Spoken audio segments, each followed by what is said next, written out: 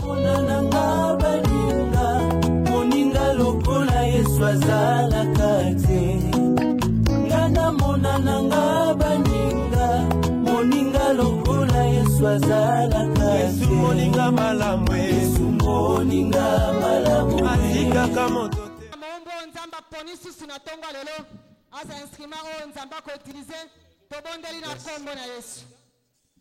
Éternel grand Dieu, te pétions merci parce que vous êtes ensemble malade. Alléluia. Papa, merci parce que vous êtes ensemble ezali mwenda. Motema. Ezali mwenda liboso na ngai. Zamba lola na bondele te lola sala. Kola kisabiso nzela. Molimo na ngai. To recommande mo na maboko ya Nzambe. Koluka yo. Wale kote na yekasa.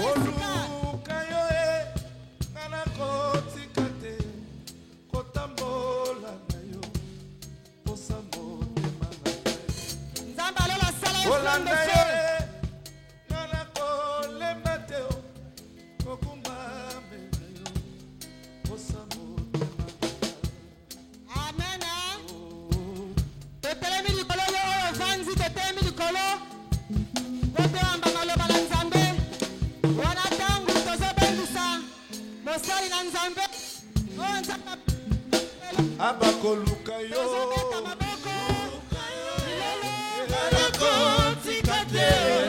kotambola na yo osamote abakola na yo kolanda yo kolokole bateo kokuma mela yo tina moko abakoluka yo kolaka yo kanakotika teo kotambola na yo osamote manaka.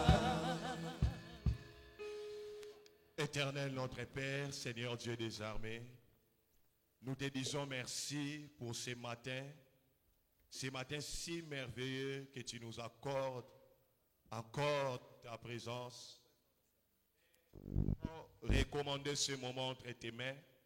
Tu as dit dans ta parole, mon peuple sera enseigné par moi. Seigneur, instruis ton peuple. Bénis ces moments. Laisse que ta parole puisse trouver sa place dans le cœur de chacun de nous et que le Saint-Esprit puisse être manifeste en ce lieu et en ce moment bien précis. Nous te bénissons pour tout, que toute la gloire aujourd'hui et pour l'éternité dans le nom puissant et glorieux de notre Seigneur Christ, nous te disons Amen. Est-ce que vous obéissez à ma boko bien pour na Yesu? Te nalingi obéissez à ma boko bien. Nazo quand te nalingi ou acclamer pour na Yesu.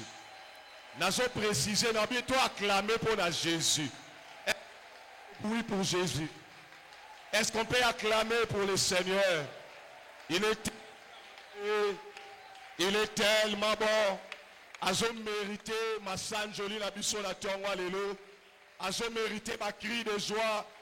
Azo mérité honneur. Azo mérité célébration. Il est digne d'être élevé, digne d'être célébré, d'être exalté ce matin.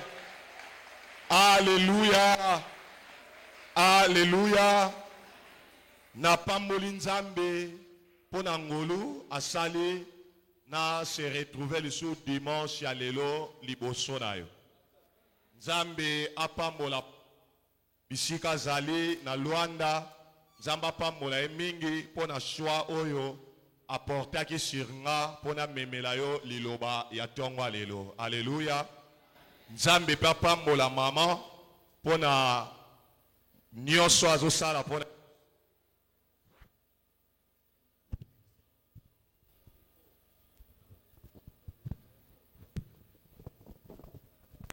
Je disais, Nzamba pambola pe mama, apambola bakambi nyonso ya etonga pena yo oye na tongo lelo. Et avant de commencer, nalingaki na pesa yo mbote ya bande kwa matadi. Babaki so na komi na memela mbote. Est-ce qu'on dimi mbote na bango? Alléluia. Tovandi s'il vous plaît. Bien-aimé, thème oyo, nalingi to partager na tongo ya lelo, na intitulé yango, réfléchissez et assumez. Alléluia. Réfléchissez et assumez. Moi, on réfléchir et outil na terme, moi, on momoko réflexion, la réflexion. Lorsqu'on parle de réfléchir, on fait allusion à la réflexion. Et la réflexion, c'est quoi? La définition est moins belle, mais on a séparé la guinango po ezwa et lata et lamba ya matéa ya tongo lelo. La réflexion, c'est arrêter sa pensée sur quelque chose pour l'examiner en détail. Alléluia. Mutu oyo azo réfléchir avant di sakamakanisi na ye likolo ya eloko moko po akoka ko maniola likambo wana malamu po ayeba ko sosola yango dans la profondeur. Alléluia. Et terme assumé. Assumer koloba, accepter consciemment une situation ou un état. Donc ça veut dire endosser. Alléluia. Assumer, et autres sous sens, il y a supporter les conséquences de ses actions ou de son comportement. Alléluia. Dès qu'on a battu lelo, bazo koka ko bimana kata ba problème o bazana ngote non pas parce que ba yebi ko sambela te. Webi ke na kati ya Congo toza ba champion ya mabondeli. So ba sali hit biso ba congolais to robi mata musu premier na Afrique okebi pete na monde ota ko sambela. Alléluia. Oh, est-ce que mtazo landanga? Ndeko nanga kota ko sambela tozaka na problème te. 80 jours na ngomba. 40 jours à jeûne.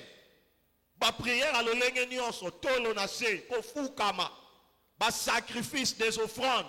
Nekonanga biloko wana eza suffisante pour ekoka ko bimisa mutu na kata ba problème ya zanango. Alléluia. Na olagisa yango polele penza o comprendre que nekonanga lo sambo sans réflexion okoka ko zwelonga te na makambo ezotelemela. Alléluia. Beaucoup sont figés dans des problèmes. Le problème est sali 5 ans, 10 ans. La situation est changée. Ma maison qui est de pire en pire. Pourquoi? Et ça parce que les chrétiens ont comprendre place il y a réflexion na katabo moinae face il y a pas problème. Alléluia.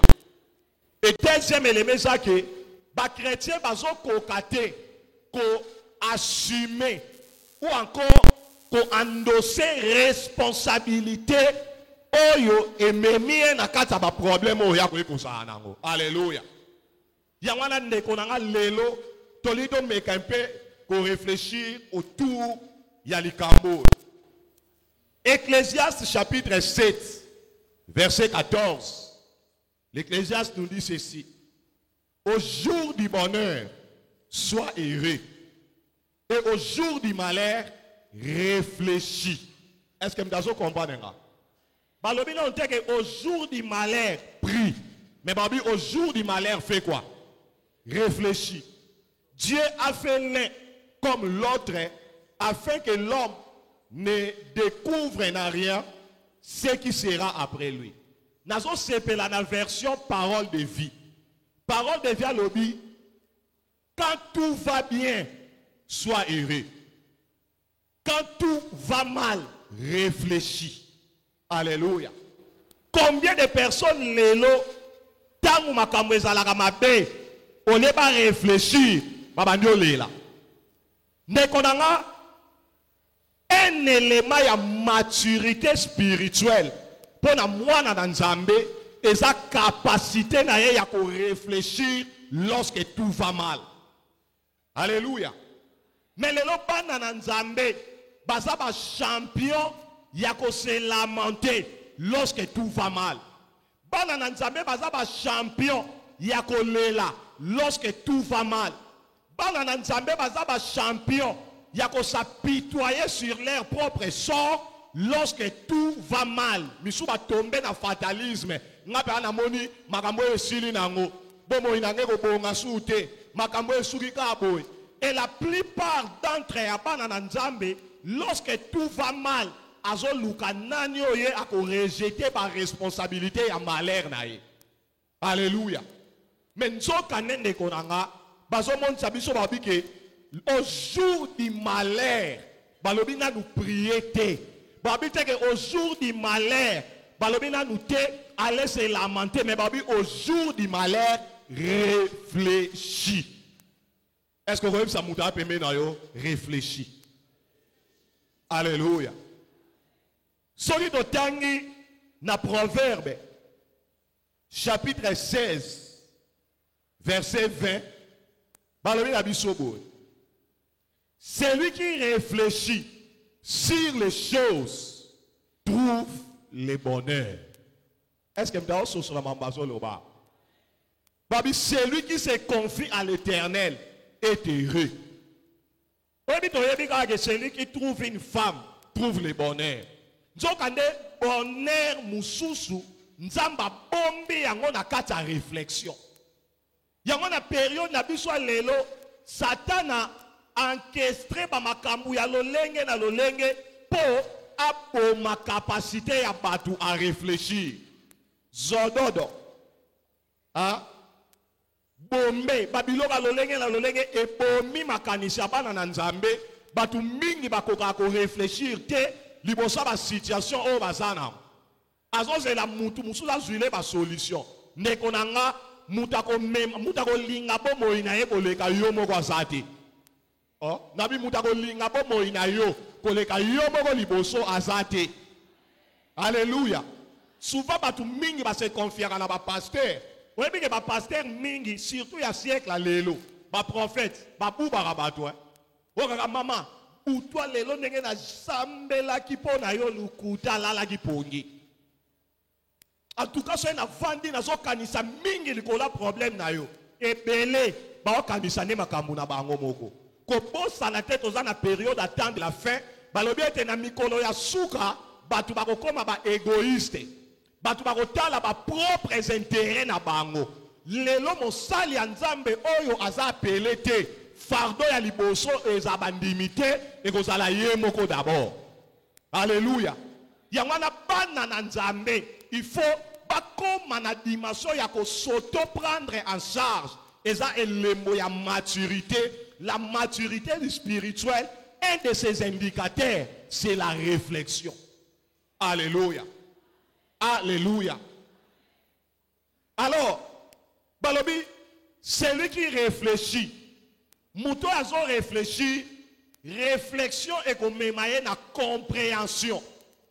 Peu compréhension, il y a situation et qu'on pousse à assumer. Peu si manango agir pour akokako bimanakata ba situation azana. Il n'y a pas de compréhension sans réflexion. Alléluia. Et lorsque l'on comprend, tu dois assumer. Alléluia.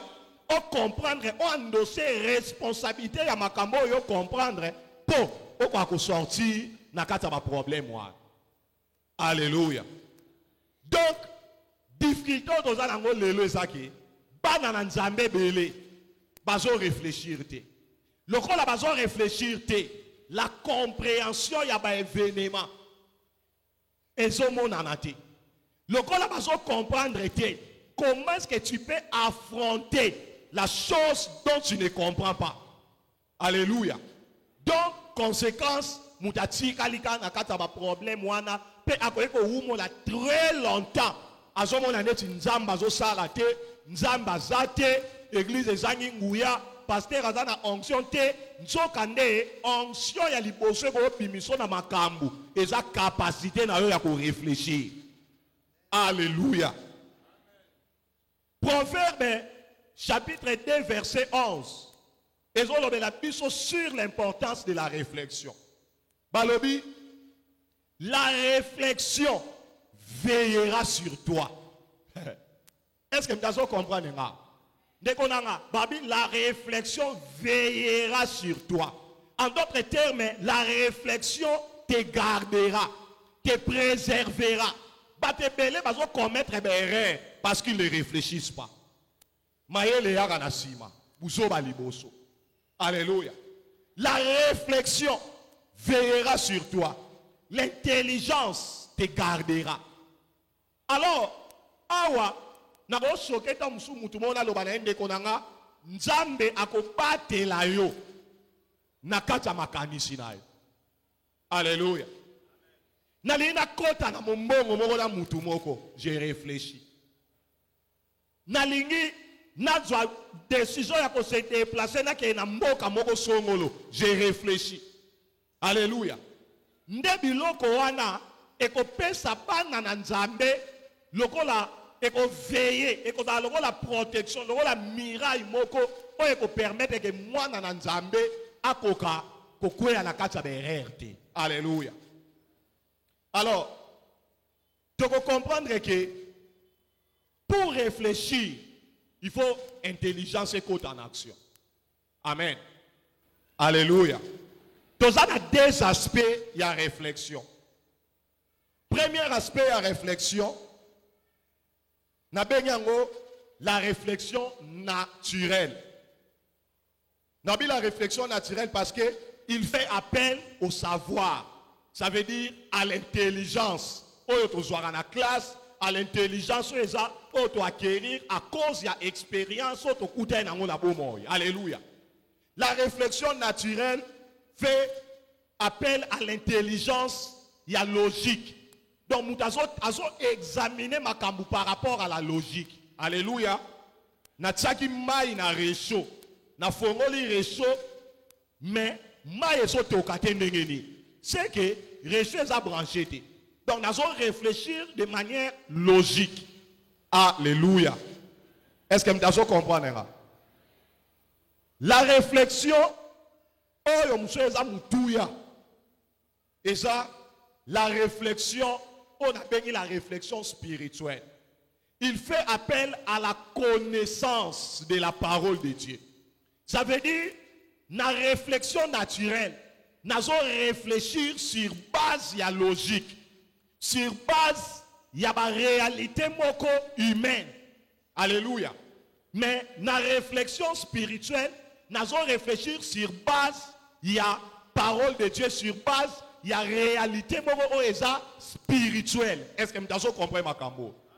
Il fait appel à la connaissance de la parole. Il s'agit du discernement, de l'intelligence qui est donnée par l'esprit. Est-ce que vous avez compris? Bisika bate belé, bazo faillir, pe bazo koka, ko bima na ba situation o baza na ngote. Na ningo tanga li solo moko, ezana Jonas, chapitre 1er. Eza à partir du verset 1er jusqu'au 15e verset, na sauter moi étape pour que un peu rapide. Balobi, la parole de l'Éternel fut adressée à Jonas, fils d'Amitai, en ces mots. Lève-toi, va à Ninive, la grande ville, et crie contre elle, car sa méchanceté est montée jusqu'à moi. Et Jonas s'éleva pour s'enfuir à Tarsis, loin de la face de l'Éternel. Il descendit à Jaffo et il trouva un navire qui allait à Tarsis. Il paya le prix du transport et s'embarqua pour aller avec les passagers à Tarsis, loin de la face de l'Éternel. Mais l'Éternel fit souffler sur la mer un vent impétueux et il s'éleva sur la mer une grande tempête. Les navires menaçaient de faire naufrage. Les mariniers eurent peur. Ils implorèrent chacun leur Dieu et ils jetèrent dans la mer des objets qui étaient sur les navires afin de les rendre plus légers. Jonas descendit au fond du navire, se coucha et s'endormit profondément. Le pilote s'approcha de lui et lui dit, « Pourquoi dors-tu? Lève-toi, invoque ton Dieu. Peut-être voudra-t-il penser à nous et nous ne périrons pas. » Et il se rendirent l'un à l'autre, venez, tirons au sort pour savoir qui nous attire ces malheurs. Ils tirèrent au sort et le sort tomba sur Jonas. Alors il lui dit, dis-nous, qui nous attire ces malheurs? Quelles sont tes affaires et d'où viens-tu? Quel est ton pays et de quel peuple es-tu? Il leur répondit, je suis hébreu. Je crains l'Éternel, le Dieu des cieux, qui a fait la mer et la terre. Ces hommes eurent une grande frayeur. Et il lui dit, pourquoi as-tu fait cela? Car ces hommes savaient qu'ils fuyaient loin de la face de l'Éternel, parce qu'il leur avait déclaré. Il lui dit, que te ferons-nous pour que la mer se calme envers nous? Car la mer était de plus en plus orageuse. Il leur répondit, prenez-moi et jetez-moi dans la mer. Et la mer se calmera envers vous, car je sais que c'est moi qui attire sur vous cette grande tempête. Alléluia. Nekonanga lisolo oyo ezomonisa biso makambo mibalenga na otoyebisa. Jonas Nzambe atindi ye. Obina ye masumu ya batu ya Ninive e mati makasi pananga. Alors Jonas kende na Ninive po okende ko kolobela batu wana ko terre. Jonas aboyi. Alléluia. Akimi na ye Bible lobi asambarke na kata navire bandeko kende na Tarsis. Et pendant voyage, Bible monsi biso ete Nzamba tindi monge moko ya makasi. Oyo e bandaki ko menacer navire au point ya ko faire naufrage. Alléluia. Ndeko nanga monge wana ekoye ko zala pe ba problème oyo ya kana kata bomo ya bana na Nzamba. À un certain moment, libala ne zalaki bien. Mo comprendre te monge mo rekoti na ndaku yo na papa ko yo organizate. À un certain moment, au banako tanga na yo malam, mo comprendre te comment est-ce que na commis sur le point ya ko banako penser ya ko kata classe. À un certain moment, pour mo inangezo ke nango malam, mais na moment moko na so comprendre te comment est-ce que ba problème moko e ko tele manakata bo mo inanga, oyo na so e bate e uchi wapi. Alléluia. Batuano bazaki na kata navire wana, il se posait des questions. Mais to sali nini? Ndenge nini ba problème ekomi? Ndeko na Bible ezomonisa biso tangu kaka ba moni monge e bandiko beta navire. Réflexe ya liboso o elamuka ki kata batu wana, c'était l'intelligence naturelle. Alléluia. L'intelligence, la réflexion naturelle plutôt, basée sur la logique. Batali babi et cause à la mauvais temps. Le cause à mauvais temps. Nekolanga simba voile kuna bando luka ba stabiliser navire. Ba simba voile ba benda. Alléluia.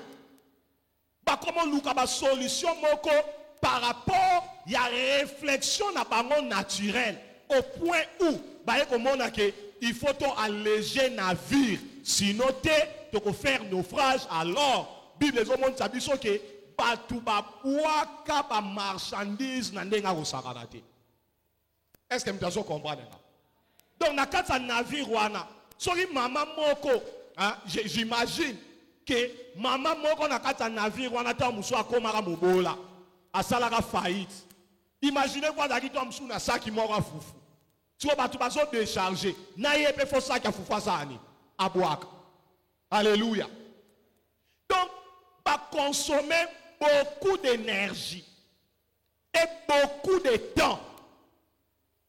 Nako salani, nako luka, pas solutionner les kambouana sur base ya réflexion moko oeza naturelle, oeza basée sur la logique de l'intelligence humaine. Alléluia. To stabiliser na vie. Boaka kuna, nekonanga, combien de fois na kata bomo ya bana na Nzambe, to lekisaka, to dépensaka ba énergie na biso, to dépensaka ba temps na biso, te perdaka même babiloko mususu à cause ya ko raisonner de manière naturelle sur pa makambo ezokome la biso. Alléluia. Alléluia. Batebele bazo oumela na ba problème. Pourquoi? Parce que à se baser kaka sur la réflexion humaine. Dès qu'on a c'est vrai. Il faut qu'on soit rationnel à certaines choses. Il faut être humain, voir la réalité. Autant le lobité. Bobola nanga o, eza po libota na biso eza bongo. Papa na biso azala locataire à vie. Atika na ye lokote, biso nyonso tozalaka babola, mutatanga classe azate, c'est tout à fait normal. Naza na kata libota. Héritage au papa tikela biso eza ba niongo. Yangwana eza normal. Naza na kata ya bobola o. Ça c'est un raisonnement naturel. Alléluia. Face à la réalité. Mais ce qui m'a Luka a poussé raisonnement dans le domaine spirituel. À comprendre que face à la pauvreté, les gens ont influence sur les gens. Nebisika bana na nzambe bele ba umeli na ba problème. 10 ans kaka na même problème. Situation oh mukolomo ekomela ba ekol. Jésus lobi na bango allons de l'autre côté. Pour pas que kango la démoniaque agada. Mais tant bazo tambo la babi monge moko et s'éleva impossible. Réflexe à liboso ya ba pierre et ça ba bongi sa voile. Ba banda ko pepa mai, ba luka ba solution moko naturelle. Pourquoi? Parce que ba lobi et cause à la mauvais temps. Ndenge batu musoso talibo moina yo. Ah, mais Congo ça ba problème hein. Tozo musala ndenge ni ba compagnie na yete. Ah, kobala na obala neni na mbongo te. Maladie ope na omona papa na ezana. Donc mutazo ke na ba raisonnement moko un peu naturel likolo ya makambo ezo komela ye yango wana azokoka kobima na solution te. Alléluia. Ba Pierre ba lekisa ba bunana ba pepa moyen te. Babalou la voile moyen te. Nenge mo pe batu na kata navire ya zona sol. Bateau pe baremba ba umela na kata réflexion moko naturelle. Dekonanga soki okobanda ko réfléchir kaka sur les plans naturels, sur les plans logiques. Et là liboso oko gaspiller temps. Alléluia. Oko koma en retard na mamba destiné na. Et là, quand tu parles, tu perdras beaucoup d'énergie. Et là, quand tu sac, tu perdras bien et belé. N'est-ce pas toi, tu perdras makambo et belé. Alléluia. Mon bon est aussi maté. Mais ils ont continué kaka. Ole hotel manano bando kanisa. Pona nini nga na kué ya kaka. Alléluia. Patinde nga bambongo et belé. Mais nazo kué ya kaka. Pona nini ba fiançango bazo kima nga kaka. Pona nini nazo zonga kaka na même situation. Ça eza eloko yo bato baza mature bako luka basala. Alléluia. Alléluia. Mais nazo sepela na batuana à partir à verset 7. À partir à verset 7 na version semeur balobi pendant ce temps, les matelots se dirent entre eux. Allons, tirons au sort. Donc, en d'autres termes, sani. Na moment non. To saleli ba mayele nyonso ya bomoto. Alléluia. To comme mon aneti mbonyo ça normalité. Est-ce que tu peux se comprendre? Bandi ko réfléchir. Babi tolongwa na réflexion moko naturelle. Tokota na kata dimension ya réflexion moko spirituelle pour te découvrir ba cause ya makambo parce que ba technique nyonso to sali. Il fallait porter ba résultat et porter ba résultat que c'est qu'il y a un problème. Est-ce que tout le monde se comprend? Et c'est de la même manière na ba Pierre. Ba meka ba kokite ba biso to tirika boy to ya okufa. Dans la moussa Yesu. Est-ce que vous avez compris? À un certain moment, il faut na kata ba malheur na yo, na kata ba problème na yo, outrepasser la réflexion naturelle liée à la raison au côté dans le domaine ya ko kanisa sur des analyses moko spirituelles pour qu'on comprendre ce qui se passe dans ta vie. Est-ce que tout le monde comprend? Et ça, et ça caractère, il y a des chrétiens spirituels. Les chrétiens charnels ne peuvent pas faire ça. Les bébés spirituels, encore ça la makamboala. Parce que le bébé spirituel, comme un bébé humain, avant de mingi dans l'innocence, aïe de l'autre côté, qui paraît dans ma camunios. Il y a un chrétien moussou, pas qu'on réfléchit de quoi ni, pour un bébé spirituel, qui paraît dans l'innocence. Pas moussou, pas un enfant spirituel. Ça veut dire quoi? Un enfant, il est tellement ignorant, il est ballotté à tout vent. Il y a ma camouezo yela. Na kata biloko wana ole akende musika akomi ko me mama na ba mouvement nyos. To kene pas papa na ngimbancheke. Akei. To sala boy. Akei. Et pendant ce temps, tu es en train de retarder makambo nzamba ko bosa na bo moina. Alléluia. Mais les chrétiens matures, au hasard, les fils, atteindre stature à homme fait à un certain moment, alors non. Tu interroger dans nous zami. Et bah toi la technique na bango ya période wana baloki basa la tirage au sort. Alléluia. Et na kata tirage au sort, ne ba yeko soit réponse. Donc la réflexion spirituelle est là qui si bango cause un problème. Le sort est tombé sur Jonas. Mais Jonas, yebisa biso. Nde Jonas liboso na kamwana. Lokola bakangi na problème.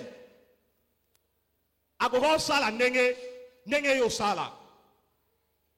Oh, ya ngonga te, ya faute na ngate. Ya faute nzambe mutaloba na ngana kende kuna, ya ngonga na lini na ngate. Non. Jonas ne s'est pas justifié. Jonas a louki ba raison te directement à assumer, endosser responsabilité, alors que ça y a solo, nga mutu na memeli bino malero. Alléluia. Nekonanga, et na batebele, basoko ka batebele, na réflexion baso ka pe réponse. À réfléchir, yé moi yebi ke ngande na aboye, liba les oyate pona otike kobote. Yé moi yebi na e, ngande na aboye. Nazoko akobala te parce que na bomba basekele ya makambu moko na sala penzamba loba nanga kende ko sola na pasteur mais na mona kaka moyena solezate a lukela ngo ba solution mususu ndeko nanga likambo yo moko yebi nzamba ya opesa révélation pa mutu te. Oh est-ce que m'dola nanga ba chrétien belé baso kufa lokola Rachel tanga so bota Benjamin. Aïbara likambo ezoboma. Oh, est-ce que na oloba? Mutazo comprendre nga. Rachel aïbara likambo ezoboma eto aïbara de. Aïbara ke nazo kufa pona yibaka banzambe ya tata nanga o na vandela. Pe mobali nanga bimisaka maloba, mutoko mona ene biloko wana akufa. Rachel aïbara.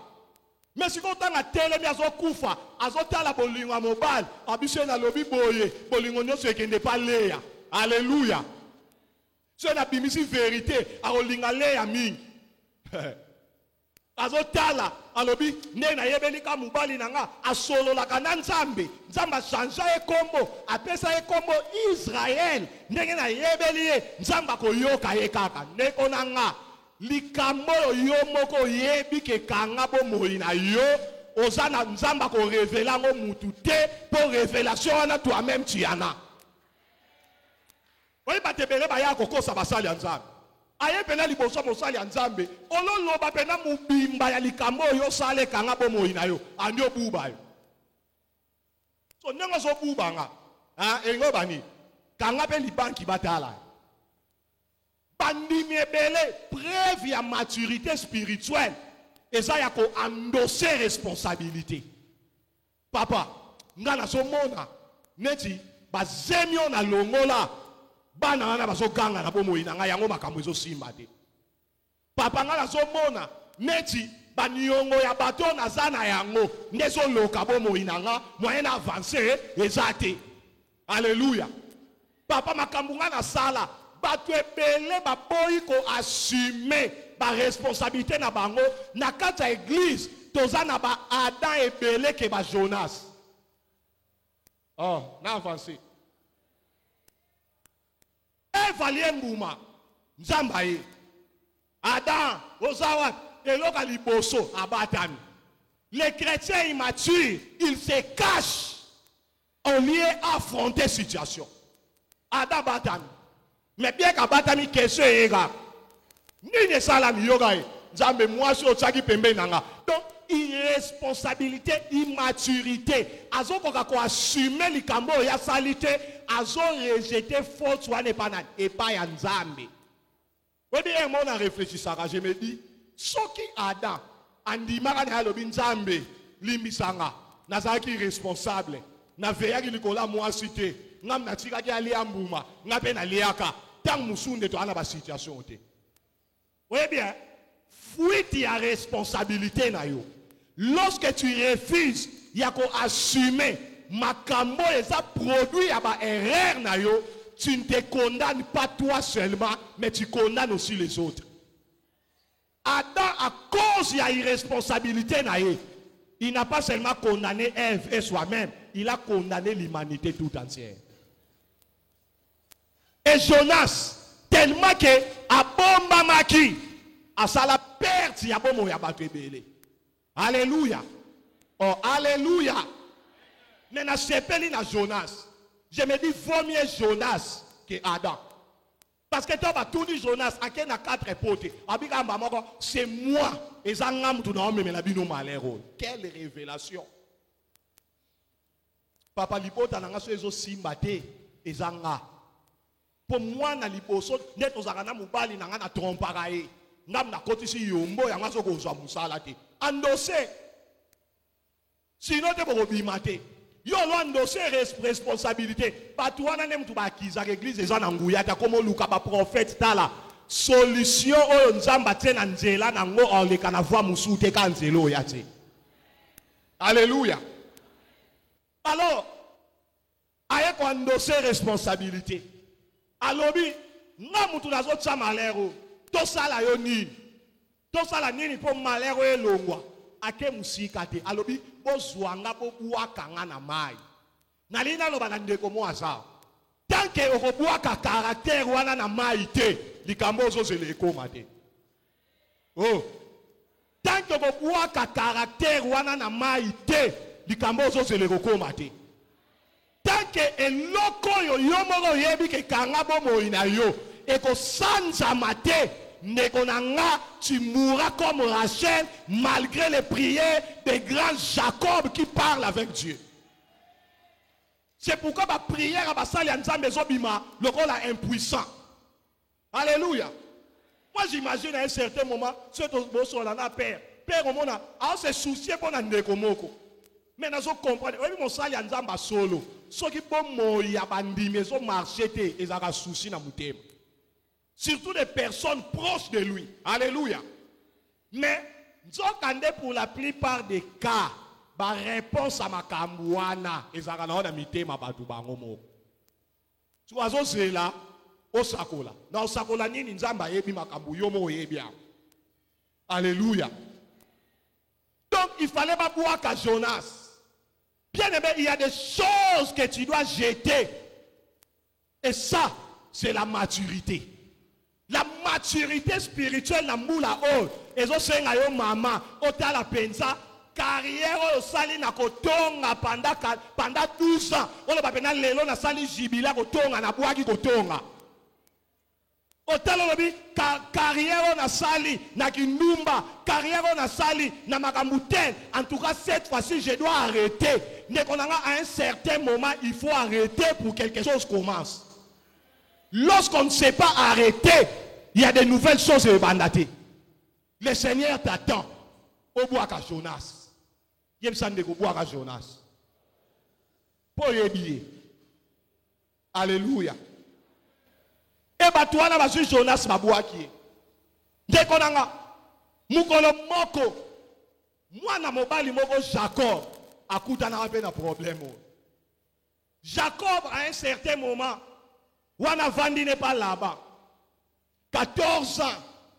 Azui basime mi bale. A pambwa mi na biloko ebele. Azui mokado. Asa la retour. Alléluia. Et tant que naye grand frère naye apprendre que Jacob a son zonga. La Bible me dit à télé ba char. Na batunaye de guerre. alobi Jacob oyo akobika te à cause de makambo asalanga. Est-ce que vous comprenez?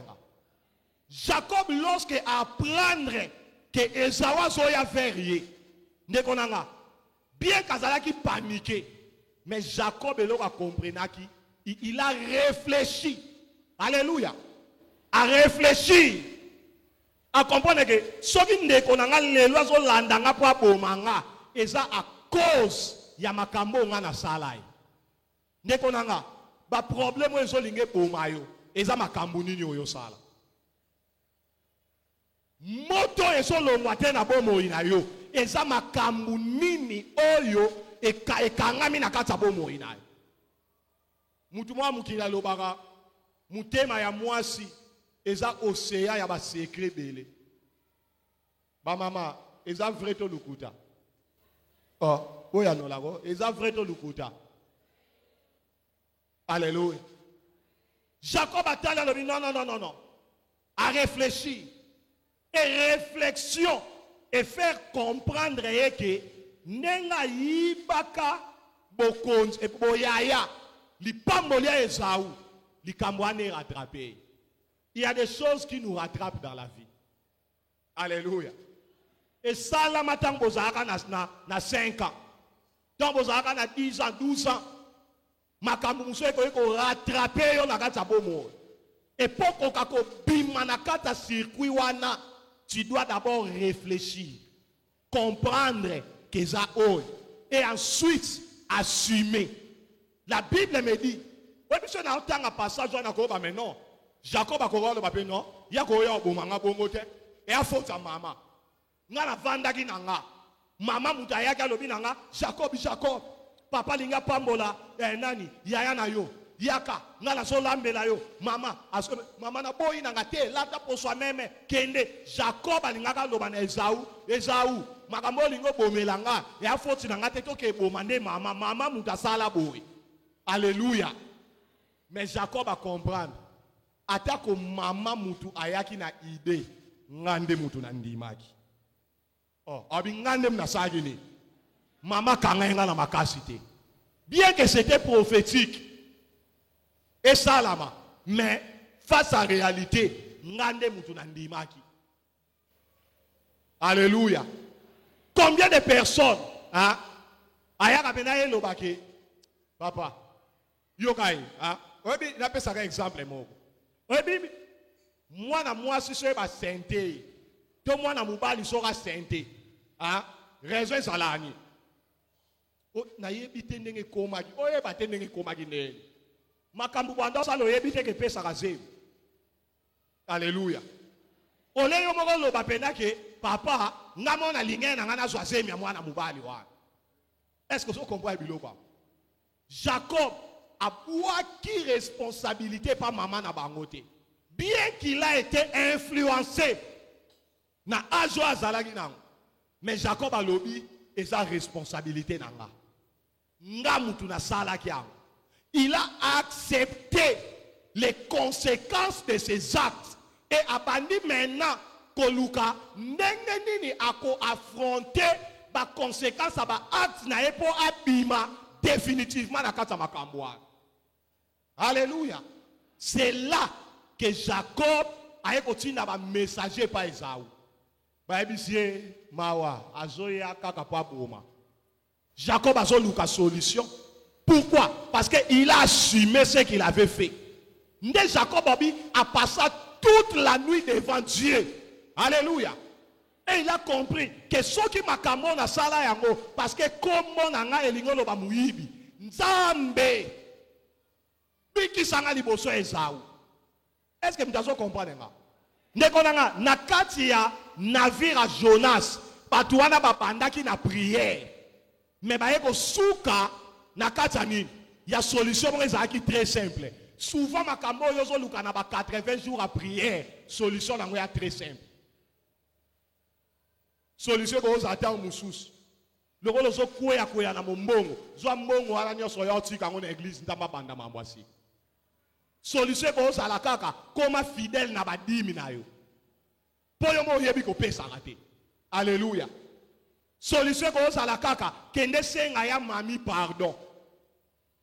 Solution kozala kaka kende loba na papa na bino pardon pour blesser etango zwaka zemi. Parce qu'il comptait sur toi. Solution kozala kende pa ya tata mwasi na bino. Donc pas solution kozala ba makamusu très simple. Mais mon lieu mon sang pas convaincre kayo. Mais yo ka te. Pas ko vimba mutu.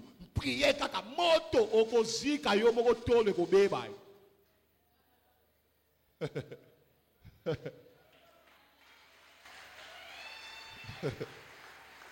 Alléluia.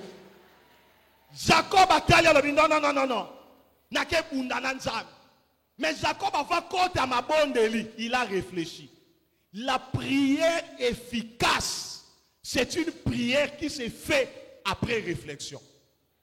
Lorsque j'ai réfléchi en détail, n'a identifié ma cause, n'a sali part des choses, n'a eu responsabilité, c'est alors que ma prière sera efficace. Tozo sambe la lokola na navire à Jonas, sans précision, sans koyeba so neni ndeko nanga, balobi au jour du malheur, réfléchis. N'a bisa maman mokaza, tsana senan. J'ai dit Lukan Zambe, le roi appelle j'ai dit projet aux alatés, yo kende ko réfléchir. Alléluia. Jacob a bondi dans Zambe.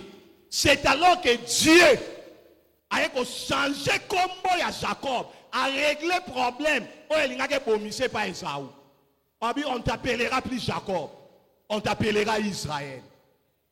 Et à bouquer le compte. Jacob n'a tongoana, bien que akutani a eu déjà solution panzambe, mais a sali ba stratégie. A kabo libotane na deka, a tie batu liboso na ba présent. Nekonanga. La combinaison de la réflexion et de la prière, et ça a un impact. Non, mais ça a un impact. Jacob a comprendre que le présent est simba kamite mayabaroi. Et lorsqu'il assume, a mis en position, il y a humilité. Parce que tant a poussani liboso Esaou, a lobi, a ben Esaou, mon Seigneur. Quelle humilité. Alléluia. Et l'autre, c'est aussi l'humilité. Pour nous assumer, tu dois être humble. Il y a des questions comme il y a un papa, il y a un maman, il y a un moko. Combien de personnes dans la situation alléluia. Et Jacob, tant a poussé à l'Iboso Esaou, premier groupe est présent. Deuxième est présent. Tant a coûté à l'Iboso frère naïe. Lokola Esaou atali amona Jacob te azomona Israël nakata Israël ezana tribu moko ya Juda oyo Yesu fa botama moyen ba boma Israël ezate il faut ba boma Jacob akufa ki déjà na butwa Peniel mais oyo telema ki liboso na ye ezalaki Jacob te ezalaki Israël et Israël akokufa te à cause de la promesse. Lorsque tu vas assumer Jacob Israël va se lever. C'est par là que viendra ta restauration. Nazo sako la restauration de Komokwa. Nazo banande komoko zo bimana passion na kalate. Na lobi compréhension maté ya o ezo bimisa yo la ba situation wana.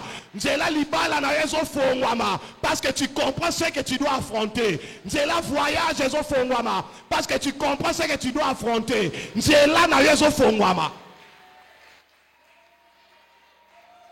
Alléluia. Jacob était déjà mort, mais Israël était là devant Esaou. On ne peut pas tuer Israël, mais on peut tuer Jacob. Le rôle a mis là qui Jacob n'a présence en Zambie. Israël a occupé. Au moment où ma soumuna yo, que pour mango na présence en Zambie, mukile bete lo maboko barokamo.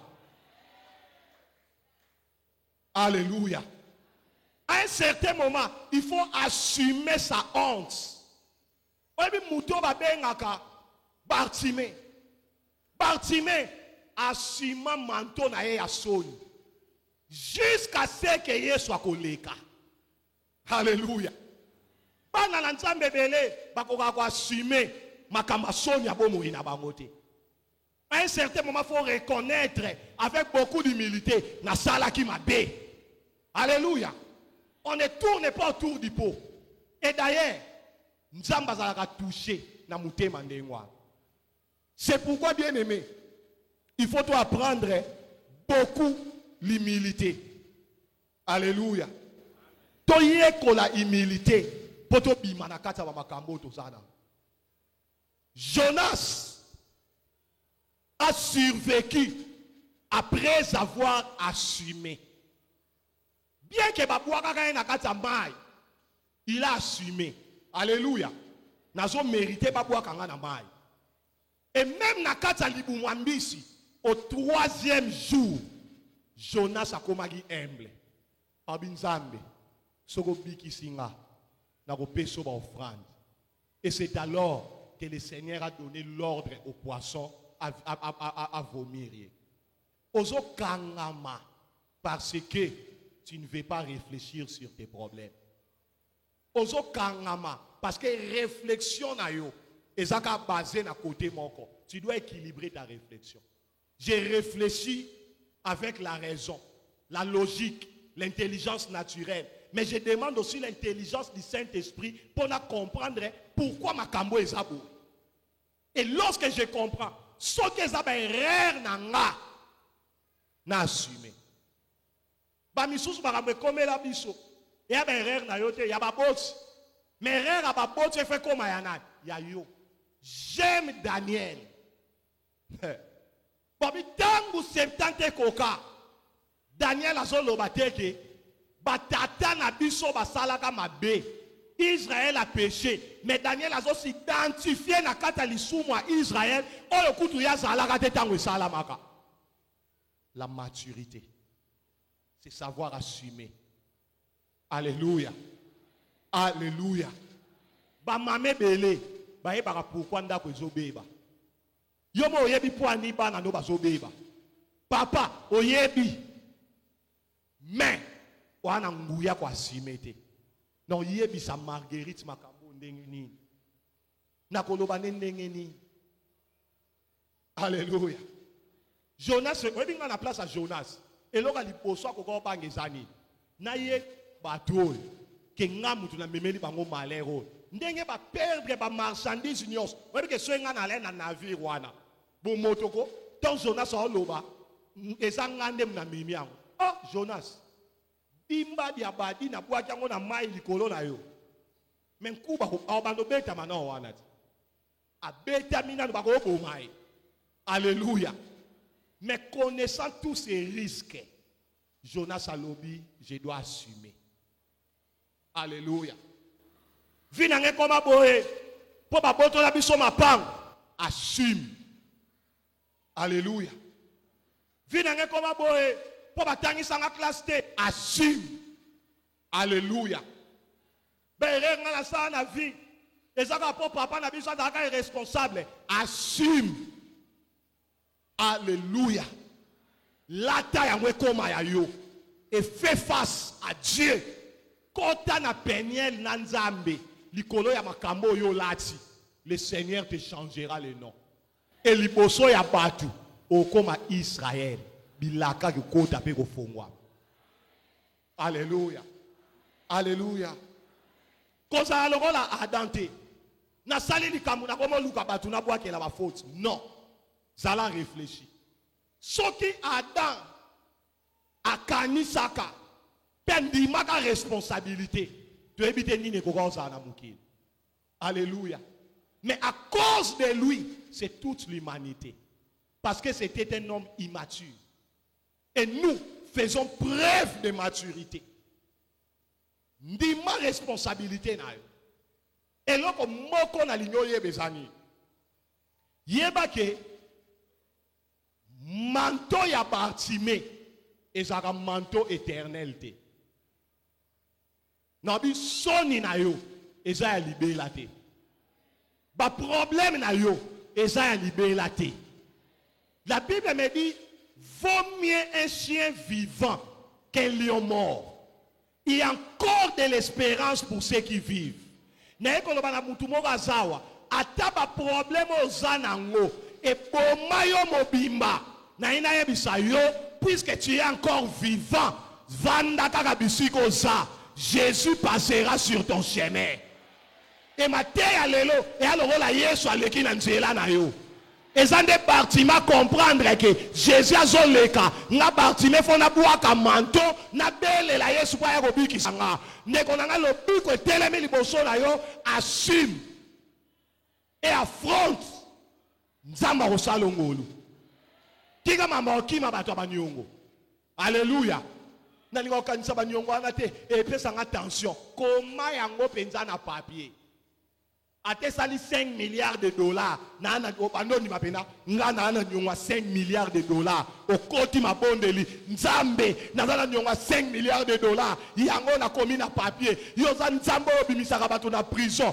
na zobelela yo nzambe yako sala sima nango vanda réfléchir nzamba ko peso nzela tu sortiras de ces histoires et ta gloire sera plus grande que la première nazo sakola ndeko moko kembo zo ya la bomo ina yo nalobi ba prochain jour et ça meilleur pour na yo nalobi makambo esala ki ofanda na pasi makambo ane zo longwa nalobi nzamba so pesa yo nzela ezaki solution ya prière kaka te mais tu devrais comprendre et agir et puisque tu as compris la porte de la solution est ouverte pour toi. Alléluia. Proverbe 29 verset 20. Si tu vois un homme irréfléchi dans ses paroles, il y a plus à espérer d'un insensé que de lui. Bah bien, vaut mieux zoba que mouton a réfléchi sa raté.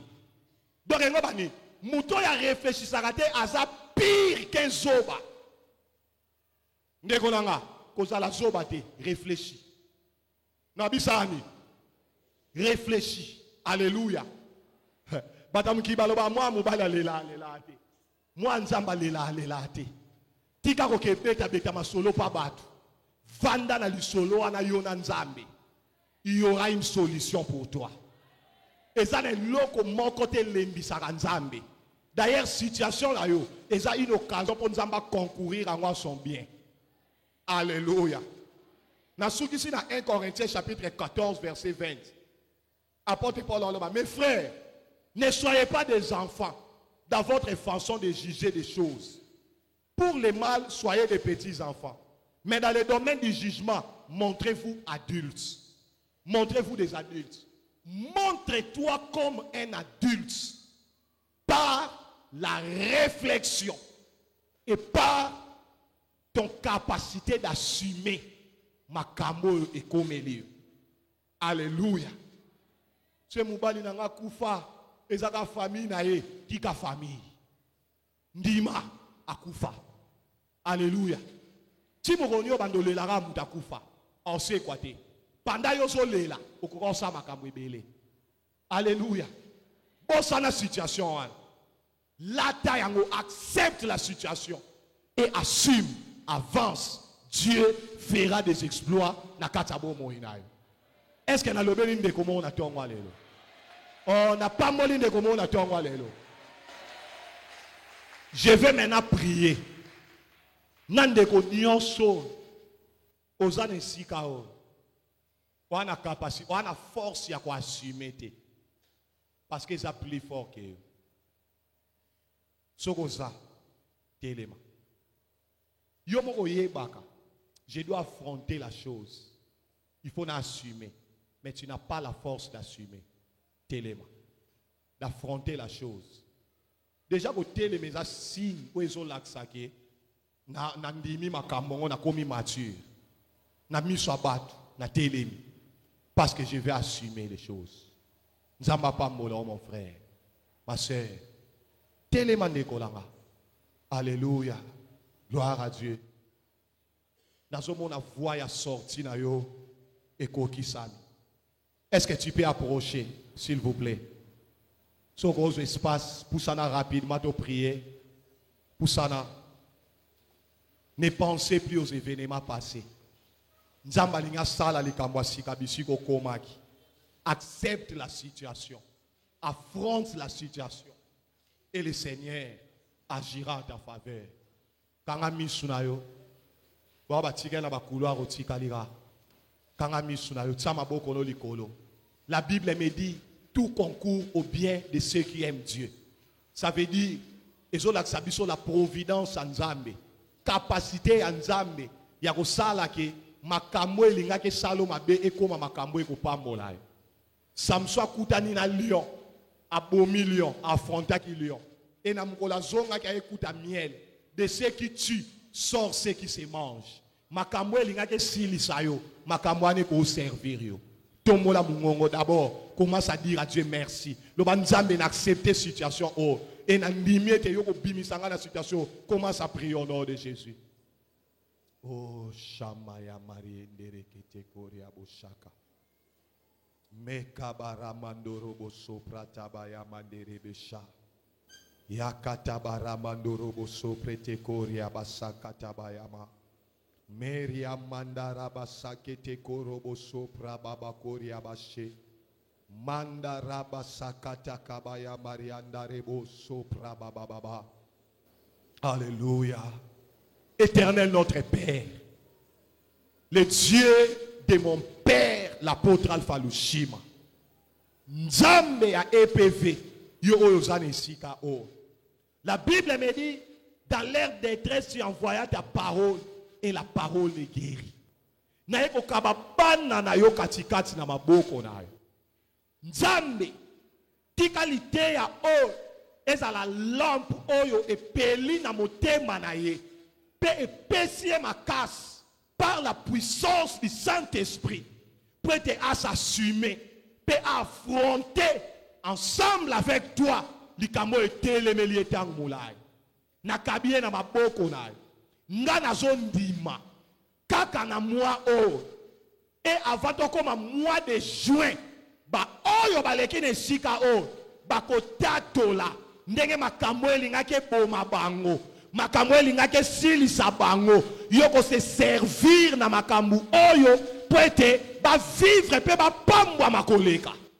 Merci pour être pesi bango ba solution au développer faculté il y a réflexion naturelle pe il y a réflexion spirituelle au pesi bango ba solution oyo kozala aussi simple que lo lengo bango ba lingaka pesa e makasi ya ko affronter situation pe ya kozwa elonga na kabi bango na maboko na yo tika lipamboli na yo oyo e transforma ka bomoi na bato e monana na bomoi na ye likolo ya ba situation nyonso oyo azo faire face na zongi bango katikati na maboko na yo na kombo na nguya na Yesu oyo azali mokonzi pe mobikisi na biso tobondeli pe tolobi amen.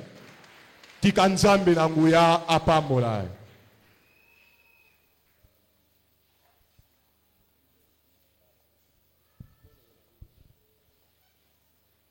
Tozobetela Yesu maboko pona maloba na Nzambe. Acclame plus fort pour le Seigneur. Plus fort, acclame le Seigneur. Nzambe wa moninga lokola Yesu azalaka te. Ngana monana nga baninga moninga lokola Yesu azalaka te. Yesu moninga malamu, Yesu moninga malamu, atika kamoto